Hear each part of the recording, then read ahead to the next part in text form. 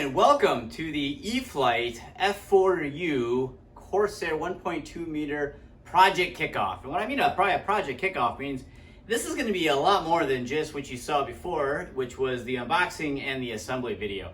After all, in about, 15-20 minutes, maybe 30 at the most, you could go from picking this thing up at the hobby shop or having it delivered at your doorstep from Horizon Hobby and take it to the flying field and go fly it. The assembly is super quick, super easy.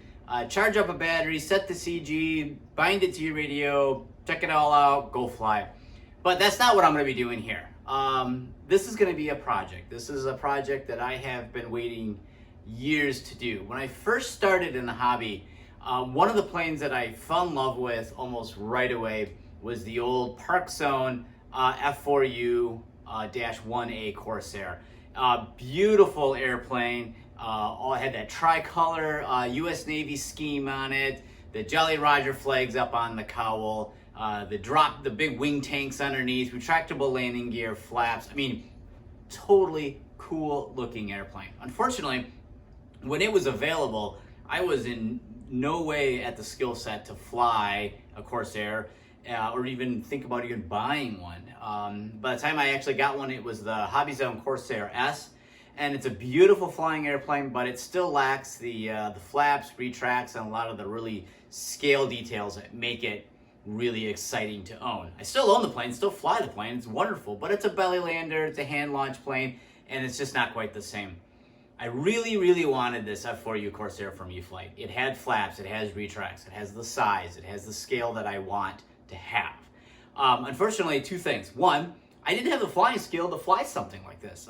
Really, until this summer, I have not, I got over 1,000 flights, coming up on 1,200, but almost none of those have been with a warbird from the grass. They've all been hand launch and belly land. So I needed a plane that I could practice with, and I've been practicing on the 1.2 m P-51, and I really got that thing kind of nailed down, and I think, yep, I'm going to be ready to get the Corsair. The second thing is I was never really totally geeked about the paint scheme. The Corsair is such a beautiful airplane that has so many different paint schemes that are available to it, and the trainer paint scheme on this particular model wasn't one of my favorites. First of all, it's a trainer scheme. It's post-war. It didn't, it's a non-combat plane. It's hard to even call it a warbird. It's a trainer. So for me, the paint scheme wasn't my favorite thing about it. So I needed two things. Like I said, the skill to fly the plane, which I'm getting at and will have by next year, and the skill set to paint and detail the airplane to the way I want it.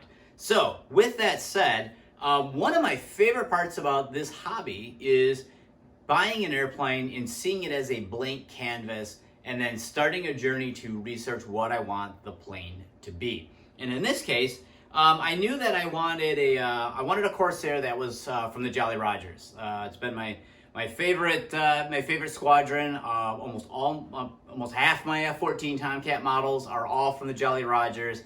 I think the very first Corsair I ever remember building as a kid, the old 1/32 scale, either Revell or monogram, I put the Jolly Roger flags on that as well. So it's been my favorite squadron to build, and I really wanted to build one of those aircraft. So I knew that going into it. So I started with a couple books. First of all, The Jolly Rogers here by Tom Blackburn. So he's the squadron commander for the Jolly Rogers, and this is an outstanding book written about their time in World War II in the Pacific. So I started with this book here just to kind of help get me familiar with the Jolly Rogers and the history of them and kind of some of their flight operations. So I had already known that's the group that I want to fly with, so I picked up this book here. Picked it up used from probably online somewhere, relatively cheap, and it's an outstanding book anyway. But it's definitely one I wanted to get as kind of helped me to set the stage a little bit. So the next thing, I wanted to pick kind of what era did I want the Corsair to fly in. So I know I'm going to be flying with the Jolly Rogers, so that part's picked.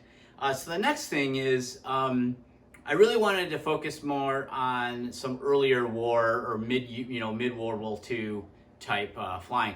And one of my favorite paint schemes is the tricolor, the white bottom, intermediate blue, and dark navy blue top, and red national insignias. So that puts it at sometime in summer 1943 to early fall, maybe even early winter 1943 for a time period. That gets me the color scheme that I am looking for this particular airplane. That gets me a squadron that is available at that time.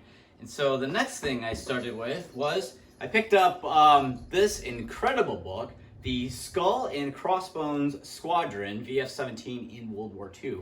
This includes all of the missions that were flown, who flew them, how many enemy aircraft were down, what they did on that particular mission, tons of pictures in here.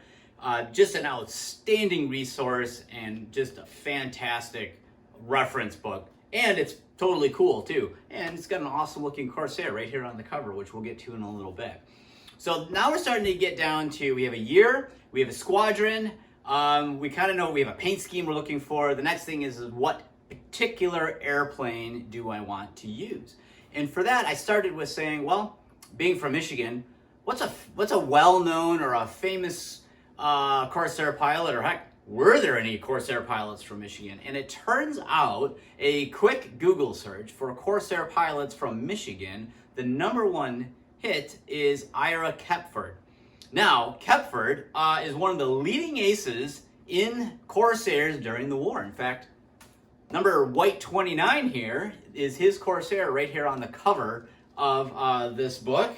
And most of you have probably seen that airplane before. It is perhaps one of the most well photographed Corsairs of World War II. So unfortunately, that plane has been modeled a lot of times. In fact, I believe the E-Flite UMX Corsair came with optional decals for either Pappy Boyington or for Kepford. I think the Parkso model may have also been Kepford. A lot of people have done white 29 Kepford's Corsair with all 16 kill markings on it. But if I built that plane, it would actually be later in the second tour, which is where this book comes in, which provides awesome pictures. This is VF-17 Jolly Rogers Part 2. Somewhere Part 1 of this book exists, but I've yet to find it on the internet. This one I had to actually get from like Poland or Romania, Czechoslovakia. This thing had to come a long way to get here. This was a tough book to find.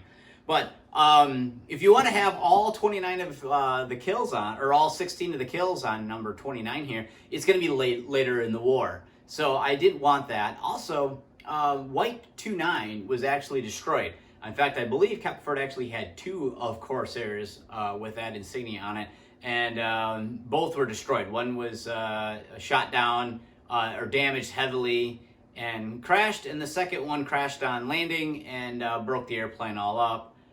Or actually, no, I take that back. The one did get shot up and crash on landing. The other one, I believe, was scrapped after their second tour. It was too heavily worn out. So I don't want to model an airplane that is at the end of its life. That to me is just not very exciting. So I'm actually going to backdate and go with Kepford's plane in November 1943, in which he only had 3 kills. So he hadn't even made an ace yet. The ace actually happened in his second tour, which is highlighted in this Part 2 book. But this book here is outstanding at understanding the markings of the aircraft and how the markings changed over time. And Kepford's plane is actually highlighted in here in pretty good detail. He's actually got a number of pages dedicated to his aircraft, including the publicity pictures, some aerial some shots from above, shots from behind, shots with him at the aircraft. It includes his kill roster here. It talks about in November 11th, 1943, that's when he had his aircraft that were shot down. It gives you the time, actually, that they were shot down as well. So, pretty cool resource to get, even though it doesn't include any pictures from the first tour. That's where I'm going to be leading on the Skull and Crossbones book here. And I also have 2 other fantastic Corsair books. And really, this is all about gathering information. It's about gathering pictures of Corsairs in 1943, looking at how they weather, how they used, what missions they went on. And I have the Corsair Aces of World War II, which Kepford was one of them, so his plane's in here. and images of war, the E-flite F4U Corsair. So lots of pictures in this one. Unfortunately, it's all of their use in both World War II and Korea, so it doesn't really focus on just World War II or just a certain time period. So there's a lot of pictures in this as well. So by gathering all these research materials, spending time on the internet, and also I went down to the Air Zoo in Kalamazoo and spent quite a bit of time documenting a Corsair that they have on display, as well as pictures that I took at the Thunder Over Michigan Corsair gathering in 2019. So I'm armed with a plethora of research material, which it gives me everything I'm going to need to turn this F4U-4 from E-flite into a -1A from 1943. So there'll be a little bit of liberties going on with it, such as there's the red marking around the national insignia. That's up for a lot of debate. There are no color photographs available of Corsairs in the Pacific. All the color film was primarily used in England because photojournalists, they all wanted to go to England to cover it rather than some island they couldn't pronounce in the South Pacific and live in a tent on a coral rock somewhere in the water. So there are no color pictures, but there is evidence to support that some aircraft did have the red outline in late summer, early fall of 43, but as of about September timeframe, the order came down to remove all the red from the aircraft, and they are painted over with pretty much whatever paint the crews had available. So there's quite a bit of variation between the aircraft. I am going to go with the red outline because I think it looks awesome. It may not be historically correct, but honestly, nobody can really prove one way or the other. So the project kickoff is research, and one of the biggest things I see when I look at people when they paint or weather RC airplanes or even plastic model airplanes for that matter is they don't do their research. They tend to get the decals in the wrong spot. They're not paying attention to what the aircraft looked like.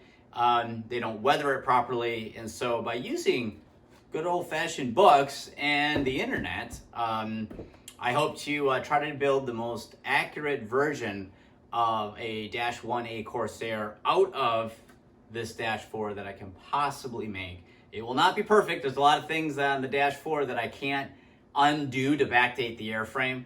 Most notably the chin scoop that it feeds the ESC. I have not found a great way to get rid of that, so that may have to live. But if you follow the project along, you can follow it right here on YouTube, so make sure to subscribe.